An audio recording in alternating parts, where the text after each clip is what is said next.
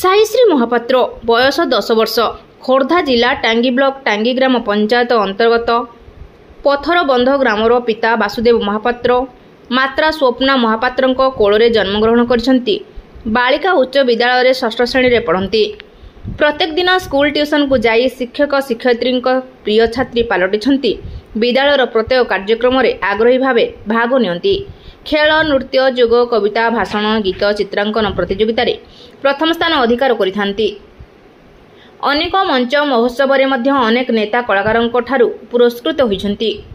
ଜନତା ମଇଦାନ, ରବୀନ୍ଦ୍ର ମଣ୍ଡପ, ଜୟଦେବ ଭବନ, ଅନ୍ନପୂର୍ଣ୍ଣା ଥିଏଟର ଭଳି ସ୍ଥାନରୁ ପୁରସ୍କାର ମଧ୍ୟ ପାଇଛନ୍ତି। ଧାରାବାହିକ ମାଧ୍ୟମରେ ମଧ୍ୟ ଅଭିନୟ ଆରମ୍ଭ କରିଥିବା ଜଣାପଡ଼ିଛି।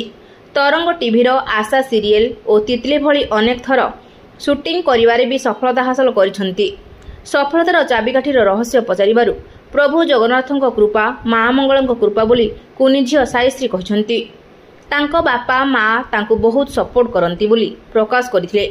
ତାଙ୍କ ବାପା ଜଣେ ବ୍ରାହ୍ମଣ ସିରିଏଲ ଅଭିନେତା। ତାଙ୍କ ବାପା ବହୁତ କଷ୍ଟ କରି ତାଙ୍କୁ ସବୁଆଡ଼େ ନିଅନ୍ତି। ଓଡ଼ିଶା ହେଉଛି କଳାର କ୍ଷେତ୍ର। କଳା ଠାକୁରଙ୍କ କୃପାରେ କୁନି କଳାକାର ସାଇର ଜୀବନ ମଙ୍ଗଳମୟ ହେଉ। ଇଏ ତ ଜୀବନ ଆରମ୍ଭ।